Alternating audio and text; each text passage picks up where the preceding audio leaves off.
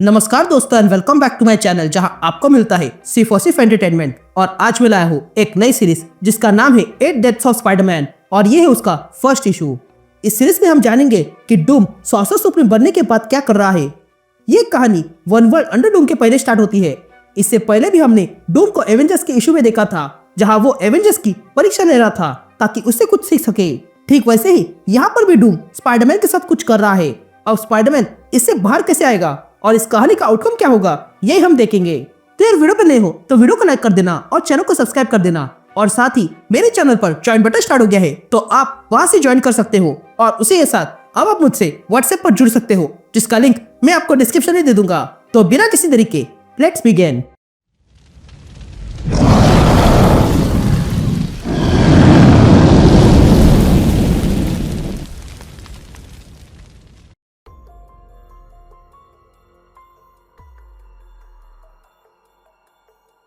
All right gang, तो issue की शुरुआत में हम एक आदमी को देखते हैं जो नीचे गिर रहा था और तब उसे वहां पर बचाने के लिए स्पाइडरमैन आता है। तभी हमें स्पाइडरमैन की आवाज सुनाई देती है जो कहता है न्यूयॉर्क भले ही कितना शांत क्यों ना हो पर कोई ना कोई परेशानी खड़े करने आता है इसलिए मुझे आना पड़ता है। लेकिन इस बार कुछ अलग है। यह कहते हम देखते हैं कि वहां पर बर्नआउट ने हमला किया था जिसके कारण लोग स्काईस्केपर से गिरने लगे थे और इसलिए स्पाइडरमैन उन्हें बचा रहा था। तभी बर्नआउट स्पाइडरमैन से कहता है मैंने तुझसे कहा था मेरा नाम बर्नआउट है। ये कहते ही बर्नआउट हमला करता है लेकिन तब स्पाइडरमैन उस वार से बचते हुए गिरने वाले लोगों को बचा लेता है। लेकिन तब स्पाइडरमैन देखता है कि बर्नआउट अचानक से गायब हो चुका था और ये देखकर स्पाइडरमैन चौंक गया। लेकिन तब स्पाइडरमैन को कोई बुलाता है इसलिए स्पाइडरमैन देखता है कि ये कौन है और तब स्पाइडरमैन देखता है कि उसके सामने अब सॉर्सर सुप्रीम डॉक्टर डूम आ चुका है और वो स्पाइडरमैन से कहता है स्पाइडरमैन इस अर्थ के सॉर्सर सुप्रीम को तुम्हारी सेवा की आवश्यकता है। ये सुनते ही स्पाइडरमैन हैरान रह जाता है। यह doctor Doom I mean sorcerer supreme doctor Doom जिसने चालाकी से डॉक्टर स्ट्रेंज से उसका टाइटल छीन लिया। ये कहते स्पाइडरमैन उस आदमी को नीचे उतारता है। तभी डूम स्पाइडी के पास आता है और कहता है तुम इनएफिशिएंट, अनफोकस्ड और इमैच्योर हो। तुमने बड़े मुश्किल से डूम का ध्यान अपने ओर खींच लिया स्पाइडरमैन। यह सुनते स्पाइडरमैन डूम से कहता है अपनी बकवास बंद करो और बोलो तुम यहाँ पर क्यों आए हो। जिस पर डूम कहता है मेरे पास एक ही काम है और उस काम के लायक तुम ही हो स्पाइडरमैन। ये सुनते स्पाइडरमैन वहां से जाने लगता है लेकिन तभी डूम ये देखकर कहता है तुम मुझे ठुकरा रहे हो। जिस पर स्पाइडरमैन कहता है हाँ मैं ठुकरा रहा हूँ, क्या करोगे। ये सुनते डूम पोर्टल खोलता है और वहां से जाने लगता है और स्पाइडरमैन से कहता है ठीक है अब कोवेनेंट टूट के रहेगा। ये कहते डूम वहां से चला जाता है। यहाँ डूम के जाने के बाद स्पाइडरमैन उस बर्नआउट के बचे हुए पंछी को रोकने जाता है। फिर उसके बाद स्पाइडरमैन एक टेरेस पे आता है और कहता है ये कोवेनेंट क्या है।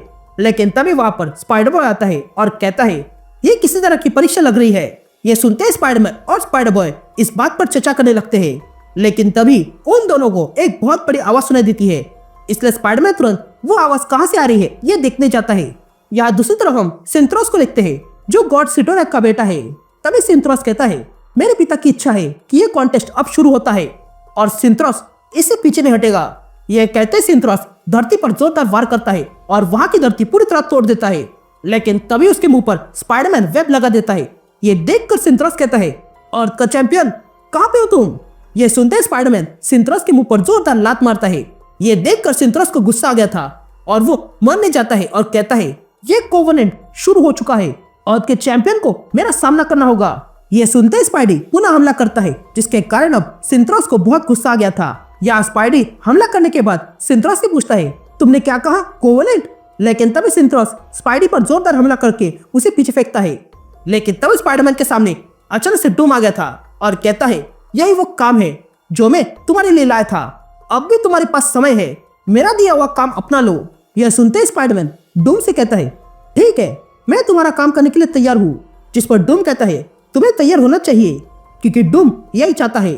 तो अब मेरी बात ध्यान से सुनो। डार्कहोल्ड क्रॉनिकल्स एज ऑफ स्ट्रेंज में एक यंग सॉर्सर सुप्रीम ने मैग्निफिसेंस की लेंथ और डेप्थ जाननी चाहिए लेकिन इस चक्कर में उसने जाना कि उसकी ह्यूमन पावर्स की लिमिट है और अर्थ को अनेकों बीमारी से बचाना है। इसलिए उसने किसी की मदद लेनी चाहिए और उसके लिए उसने सौदा करना चाहा। लेकिन डूम को ऐसा करने की आवश्यकता नहीं है। स्ट्रेंज ने जब डार्कहोल्ड की हिस्ट्री जानी तब उसे क्रिम्सन कास्केट ऑफ सिटोरैक का पता चला, एक एम्पल जो अर्थ की सुरक्षा कर सकता है। ये क्रिम्सन गॉड कभी हिल नहीं सकता है, ये सब जानते हैं। लेकिन स्ट्रेंज मूर्खों की तरह इस गॉड के पास चला गया और फिर उसने एक समझौता कर लिया। यहाँ एक कोवेनेंट तैयार हो गया। पर फिर स्ट्रेंज जान गया कि क्लेवरनेस और इंटेलिजेंस एक चीज नहीं है।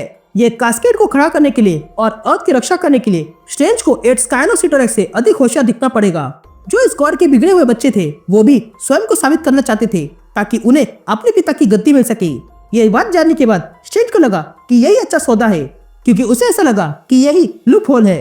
स्ट्रेंज जानता था कि सिटोरेक का बस एक ही राइवल है और वो है रैगडोर। इसलिए स्ट्रेंज ने रीड्स ऑफ रैगडोर का इस्तेमाल किया ताकि आगे इस खेल में अगर वो मारा गया तो बार बार जीवित होते रहेगा और कुछ इस तरह वो कभी नहीं हारेगा। ये कोवेनेंट की एक डिमांड थी कि अर्थ का एक चैंपियन होगा जो इन स्कायन से लड़ेगा, और उसके लिए स्ट्रेंज चैंपियन बन गया। और हर बार जब कोवेनेंट जाग जाता तब स्ट्रेंज उसका जवाब देता ताकि ये कैस्केड बना रहे। लेकिन मेरी बात की जाए तो मेरी बात अलग है।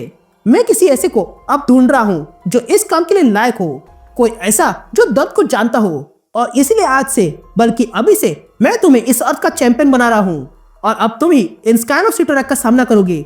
और इसलिए मैंने तुम्हें अपग्रेड किया है।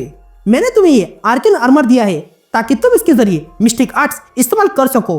और उसी के साथ मैंने तुम्हें आर्ट रीड ऑफ रैगडोर भी दिए हैं जिसका इस्तेमाल अच्छे से करना। अब इन स्कायंस का सामना करो और अर्थ को बचाओ, क्योंकि ये अर्थ डूम की है। ये सुनते ही स्पाइडरमैन देखता है कि उसे अब एक नया कॉस्ट्यूम मिल चुका है। तब स्पाइडरमैन अपनी पावर्स के साथ हमला करता है। ये देखकर सिंथ्रोस स्पाइडरमैन पर हमला करता है और जान जाता है कि ये नया चैंपियन है। ये देखकर सिंथ्रोस कहता है, मिलो मुझसे, मैं हूँ सिंथ्रोस, स्कायनोसिटोरेक्स में सबसे पहला। ये कहते ही सिंथ्रोस स्पाइडरमैन पे हमला करता है, लेकिन स्पाइडरमैन अपनी मैजिक से उसे डॉच करता है। लेकिन तभी सिंथ्रोस अपना मुंह खोल देता है ताकि वो स्पाइडरमैन को खत्म कर सके। लेकिन तब स्पाइडरमैन देखता है कि सिंथ्रोस के अंदर एक ब्लैक हार्ट होल है जो ही इसकी कमजोरी है। ये जानते ही स्पाइडी तुरंत अपनी मैजिक से उस ब्लैक हार्ट होल को ओवरलोड कर देता है, जिसके कारण सिंथ्रोस उसी में खींच जाता है। लेकिन स्पाइडी भी खींचे चला जाता है और मर जाता है। यहाँ हम फिल कोल्सन को देखते हैं जो किसी लाश की एंट्री कर रहा था। अब आगे बढ़ने से पहले मैं आपको बता देता हूँ कि करंटली फिल कोल्सन ही नया डेथ नाम का इन्फिनिटी स्टोन है। तभी फिल कहता है कि तुम मर चुके हो, इसलिए मैं तुम्हें आगे ले जा रहा हूँ। लेकिन तभी देखता है कि जिस मरे हुए व्यक्ति से वो बात कर रहा था वो स्पाइडी था, जो अगले पल रीड ऑफ रैगडोर के कारण पुनः जीवित होने लगता है। यहाँ हम देख पा रहे थे कि एक रीड ऑफ रैगडोर ने स्पाइडी को पुनः स्क्रैच से जीवित कर दिया, जिसमें स्पाइडी को बहुत अधिक पीड़ा सहनी पड़ी। तब स्पाइडी देखता है कि वो पूरी तरह ठीक हो चुका है और कहता है, प्लीज मेरी मदद करो। लेकिन तब स्पाइडी के सामने डॉक्टर स्ट्रेंज आता है और कहता है, तुम अब भी जीवित हो और ठीक हो, पर अब भी 7 स्कायनोसिटोरेक्स बचे हुए हैं जिसका तुम्हें सामना करना होगा। और हर बार तुम जब मरोगे तब ये रीड्स तुम्हें वापस लाएंगी, तो तुम्हें लड़ाई पूरी करनी होगी, और अगर नहीं की तो पूरा अर्थ हार जाएगा।